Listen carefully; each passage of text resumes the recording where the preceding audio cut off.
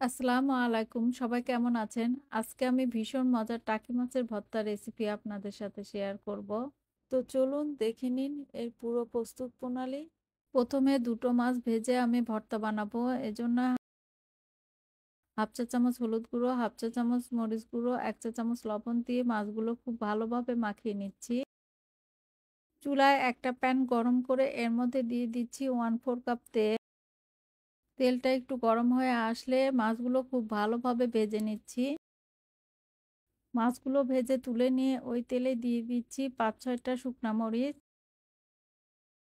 পেঁয়াজ কুচি দিচ্ছি 1/2 কাপ, রসুন দিচ্ছি বড় একটা। তেলের মধ্যে এগুলো হালকা বাদামি করে ভেজে নিচ্ছি। এদিকে ভেজে নেওয়া মাছ থেকে কাঁটাগুলো বেছে নিচ্ছি। যখন হালকা বাদামি হয়ে এসেছে তখন এর মধ্যে দিয়ে দিচ্ছি কাটা বেছে নেওয়া মাছগুলো। একটু নেড়ে-চেড়ে এর মধ্যে দিয়ে দিচ্ছি 1/4 কাপ ধনেপাতা কুচি। সবকিছু ভালোভাবে মিশিয়ে নিয়ে চুলাটা বন্ধ করে নামিয়ে নিব।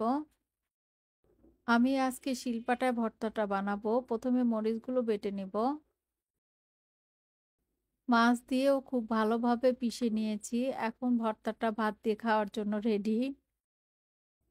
এবার মাছ সিদ্ধ করে ভর্তা বানাবো। এজন্য ওই একই প্যান গরম করে দিয়ে দিলাম ২ টেবিল চামচ তেল।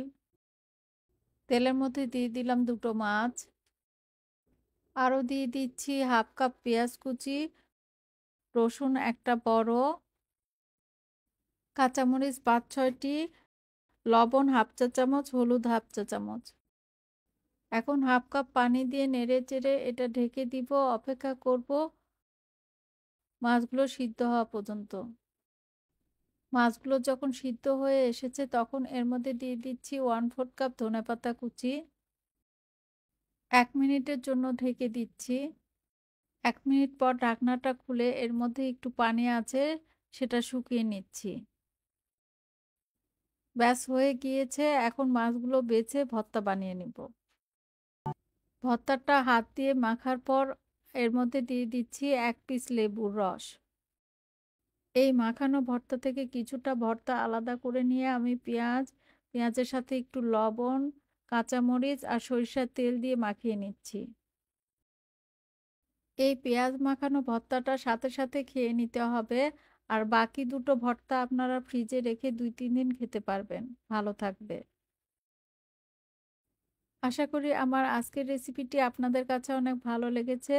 আজ এ পর্যন্তই। সবাই ভালো থাকবেন। আল্লাহ হাফেজ।